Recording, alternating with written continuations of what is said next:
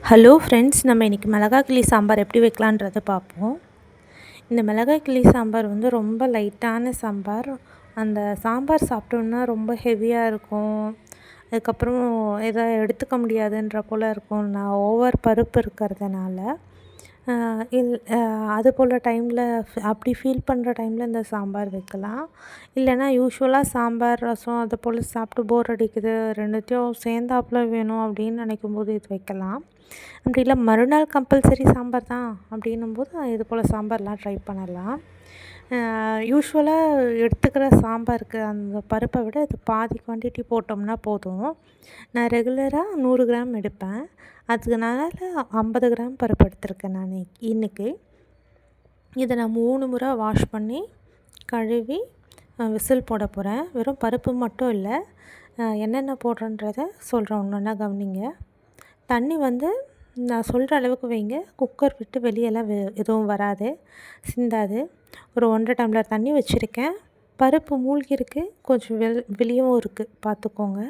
அந்த அளவுக்கு இருக்கணும். 1.5 டம்ளர் வச்சுருக்கேன் தண்ணி. அதிகமாக இருந்திருந்தால் வெளியே சிந்திரும், ஃபுல்லாக இதாகிடும். அதுக்கப்புறம் நான் சொல்கிற ஒவ்வொரு ஐட்டமாக போடுங்க. மஞ்சள் பொடி ஒரு ஆஃப் டீஸ்பூன் போட்டிருக்கேன். ஒரு 6லேருந்து 7 பல் பூண்டு உரித்து வச்சது போடுறேன். பருப்பு ஐட்டம் யூஸ் பண்ணுற எல்லாத்துக்குமே வந்து பூண்டு சேர்க்குறது ரொம்ப நல்லது. நீங்கள் யூஸ்வலாகவே சாம்பார் வச்சிங்கன்னா கூட அதில் பூண்டு சேருங்க. அப்போ தான் நம்மளுக்கு அந்த கேஸ்ட்ரிக் ப்ராப்ளம் அதெல்லாம் வராது. பூண்டு, பெருங்காயப்பொடி, அது போல் ஐட்டம் சேர்க்குறது ரொம்ப நல்லது. பூண்டு சேர்த்துருக்கேன். ஒரு 2 பெரிய சைஸ் தக்காளி இதில் சேர்க்குறேன்.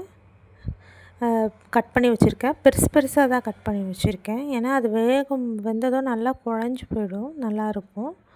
அதுக்கப்புறம் கொஞ்சம் பருப்பு நல்லா வேகணுன்றதுக்காண்டி கொஞ்சம் ஆஃப் டீஸ்பூன் ஆயில் போட்டிருக்கேன். ரீஃபைண்ட் ஆயில் தான். இது வேகட்டும். விசில் போட போகிறேன். 3 விசில் வரட்டும். உங்களோட விசில் அதான் குக்கரோட இது எப்படி இருக்குன்றதை பாருங்கள். ஒரு சிலது 3 விசில் வந்தால் கூட வேகாது. அவங்களுக்கு ஒரு 5 விசிலோ இல்லை 6 விசிலோ நல்லா விட்டு வேக வச்சுக்கோங்க. நல்லா ப்ரெஷர் இறங்குற வரையும் இருக்கட்டும். இதே இதில் வந்து நம்ம இப்போ விசில் போட்டோம்ல, இதோட கையோட ஒரு நெல்லிக்காய், பெரிய நெல்லிக்காய் இருக்குல்ல, அந்த அளவுக்கு புளி வந்து ஊற வச்சுருங்க. அது ஊறட்டும். அது ஊறி ரெடியாக இருக்கட்டும். இது பேஸ் ஒர்க் தான். இது ரெடி ஆகிடுச்சுனாவே இந்த சாம்பார் வந்து ஈஸியாக செஞ்சிடலாம். இது 2 நிமிஷம் ஆகுமா நீங்கள் மடமடன்ட்டு உரிச்சு போடுறதுக்கு? விசில் போட்டு மிச்ச வேலையை சைடில் இருந்ததுன்னா அதை நீங்கள் பார்க்கலாம். இது ப்ரெஷர் இறங்கட்டும். இந்த சாம்பார் தாளிச்சிடுறது ரொம்ப ஈஸி. அதுக்கு நான் இன்னொரு பாத்திரத்தில் எண்ணெய் ஊற்றிருக்கேன். ஒரு குழிக்கரண்டி எண்ணெய் ஊற்றிருக்கேன். ஒரு 10-15 மிளகு போட்டிருக்கேன். 1/2 டீஸ்பூன் சீரகம் போட்டிருக்கேன். மிளகா வந்து நம்ம கிள்ளி போடுற மிளகா தான் காரம் இதுக்கு. இது லைட் காரமாக தான் இருக்கும், ஹெவியாலாம் இருக்காது காரம். இந்த குழம்பு சாம்பாருக்கு காரமே வந்து கிள்ளி போடுறது தான் மிளகா. இப்போ நீங்கள் ஒருத்தருக்கு ஒரு வரமிளகான்ற போல் அதை வச்சுக்கோங்க. 4 மிளகா நான் கிள்ளி வச்சுருக்கேன். அரை வெங்காயம் வந்து ஆவரேஜாக மீடியம் சைஸில் வெட்டி வச்சுருக்கேன். அதை நல்லா இது எல்லாத்தையும் சேர்த்து வதக்குங்க. நான் முன்னமே சொன்ன போல் பெருங்காயம் சேர்த்துக்கோங்க. சாம்பாரில் வாசமாகவும் இருக்கும், டைஜஷனுக்கு ரொம்ப நல்லது. அதுக்கப்புறம் நம்ம சொன்னோம்ல நெல்லிக்காய் சைஸ் புளி, அதை நல்லா கரைச்சி அது ஃபுல்லாத்தையுமே ஊற்றிடுங்க. ஃபுல் சைஸுமே ஊற்றிடுங்க. தேவையான அளவு சால்ட்டு போட்டுக்கோங்க. நம்ம பருப்பை வந்து கடைஞ்சி வச்சுருப்போம், அந்த கடைஞ்ச பருப்பை வந்து இதில் ஊற்றிடுங்க. அவ்வளோதான். புளி கொதித்ததும் கடைஞ்ச பருப்பு எடுத்து ஊற்றிட்டிங்கன்னா இது ரெடி. தண்ணியாக தான் இருக்கணும் இந்த சாம்பார். டேஸ்ட்டு நல்லாயிருக்கும். இது கூட வந்து இந்த சாம்பார் கூட நீங்கள் கொஞ்சம் நல்லா காரமாக சுருக்குன்னு இருக்க போல் ஏதாவது செய்யலாம். இப்போ துவையல் போல் நல்லா காரமாக வச்சு சாப்பிட்றதுனால சாப்பிட்லாம். இல்லைன்னா சிக்கன், மட்டன், மீன், அது போல் நான் இப்போ சண்டே டைமில் லைட்டாக சாப்பிட்ணும், ஒரே ஒரு ஐட்டம் மட்டும் எடுத்து லைட்டாக சாப்பிட்ணும் அப்படின்னு ஃபீல் ஆகிற டைமில் கூட இந்த சாம்பார் வந்து ட்ரை பண்ணலாம்.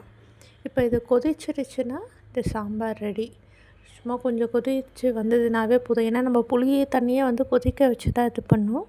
கொத்தமல்லி போட்டு இறக்கிட்டோம்னா ரெடி. நான் இன்றைக்கி ஃப்ரைடேன்றதுனால இது கூட வந்து முருங்கைக்காய் தான் பொரித்து சாப்பிட்டு போகிறேன். இது நீங்கள் சண்டே டைம்லேயோ இல்லை மிச்ச டைம்லேயோ புதன்கிழமை அது போல் டைம்லேயோ இப்போ மீன் ஃப்ரை அது போலலாம் பண்ணுறோன்னு வச்சுக்கோங்க, அதுக்கெல்லாம் இது நல்லாயிருக்கும். அது போல் டைமில் வந்து இந்த சாம்பார் யூஸ் பண்ணிக்கலாம். பேர் தான் மிளகாய் கிள்ளி சாம்பார். காரமாக இருக்கும்னு நீங்கள் ஃபீல் பண்ணாதீங்க. காரம் வந்து ரொம்ப லைட்டாக இருக்கும். குழந்தைங்களுக்கெலாம் கூட கொடுக்கலாம், நல்லாயிருக்கும். அதுக்கப்புறம் நான் முடியும் போது நெய் போடணும். நான் அதை ஷூட் பண்ண மறந்துட்டேன். பாய்.